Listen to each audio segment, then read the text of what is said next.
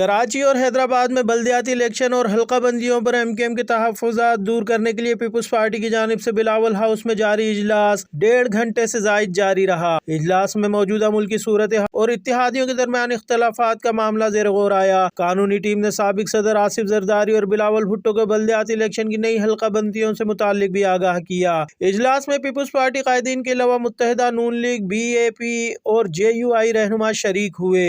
वफाकी वज़ीर राना सनाउल्लाह, नून लीग के रहनुमाई आज सादिक, मलक अहमद खान के अलावा दीगर इत्तेहादी पार्टियों के रहनुमा सलामती कौंसिल इजलास में शिरकत के बाइस बिलावल हाउस ताख़ीर से पहुंचे। MKM ज़राए के मुताबिक MKM पाकिस्तान ने जाली हल्का बंदियों के खिलाफ दो टोक मौक़िफ़ अपनाया। राब्ता कमेटी अरकान ने बरमला कहा कि हम किसी जमात को शहरी सिंध पर कब्जे की खुली छूट नहीं देंगे, जबकि Peoples Party chairman Bilawal Bhutto के बल्दियाती इलेक्शन से मुताल्लिक हालिया बयान पर भी सवाल उठाया गया।